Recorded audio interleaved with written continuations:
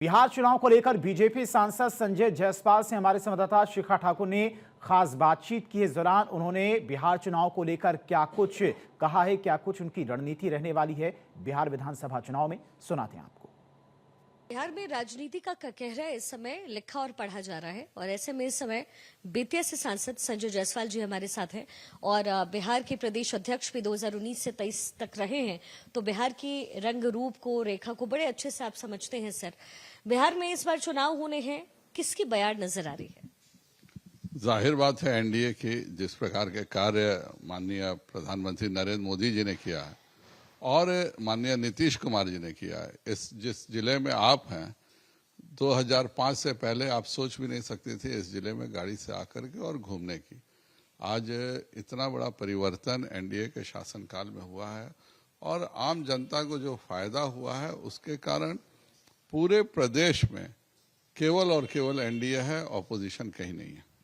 Sir, बहुत सारे चुनावी वादे और दावे हैं और एक और बड़ी चुनौती आपके सामने इस समय है, प्रशांत किशोर। है क्या चुनौती? नहीं, बिल्कुल नहीं है चुनौती। और जहां तक वादे की बात है, 2020 का एनडीए का इलेक्शन मैनिफेस्टो उठा के देखिए, हम लोगों ने जितने चीजों का वादा किया था वह सब अक्षरशः पूरा किया।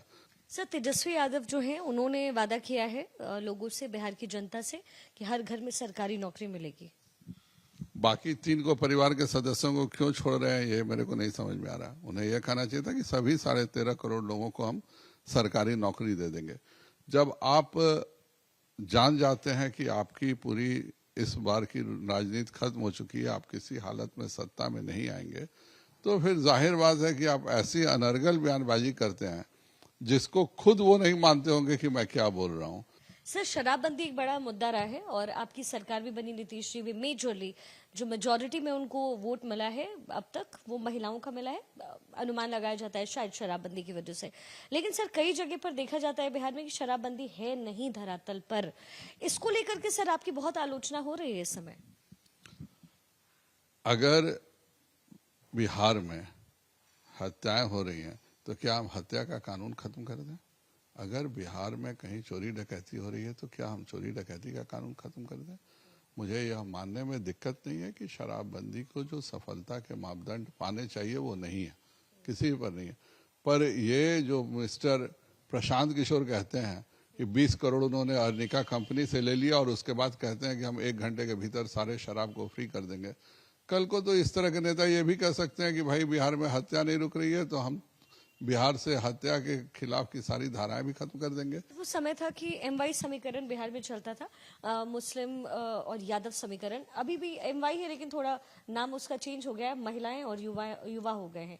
महिला वोटर्स अगर आपकी कोर वोटर्स है तो युवाओं पर कैसे फोकस करेंगे? क्योंकि वो सर धरातल पर कुछ लोग ये भी कह रहे हैं कि we want something new and change is the constant, so we want to change something. आज 13 इंडस्ट्रियल पार्क्स नीतीश जी ने जो बनाने का कार्य कर रहे हैं वो यही चेंज आने वाला है। अभी लेबर बेस्ड इंडस्ट्री के ही स्कोप है। भाजपा को पहली बार 2020 में इंडस्ट्री में मिला। हम लोगों ने सबसे पहले डिसाइड किया कि हम एथेनॉल प्लांट लगाएंगे क्योंकि हम मैक्सिमम लोगों को फायदा देना चाहते थे। पलायन करके लोग गुजरात को चले जाते हैं फॉर वर्किंग इन इंडस्ट्रीज, तो गुजरात की जो चीजें वो यहाँ क्यों नहीं आ सकती? ये जनता पूछ रही है कि हम क्यों पलायन करें और बिहार के लोग कब तक सर पलायन करेंगे? देखिए, दोनों में अंतर है। आपने कहा कि आप बिहार की हैं, क्या आप किसी नक्सलाइट से मजबूरी में गई बाहर या आप अपने अच्छे जॉब के लिए गई? जाहिर बात है आप अपने जॉब के लिए गई। आप जिस गुजरात की बात करती हैं, गुजराती मैक्सिमम आप देखिएगा तो अमेरिका में बसे हुए हैं। हर घर में एक गुजराती भागे हुए हैं और अमेरिका में बसा हुआ है। तो क्या हम कहें कि गुजरात बिल्कुल वाहियात है इसलिए गुजराती भागे हैं? हर व्यक्ति को अच्छे जगह पे रहने का हक है, उसको जो उचित लगे वो है। बहुत बहुत शुक्रिया सर हमसे बात करने के लिए और छठ पर्व की आपको बहुत शुभकामनाएं। आपको भी बहुत शुभकामनाएं, सभी को शुभकामनाएं छठ पर्व के लिए, सभी दर्शकों को।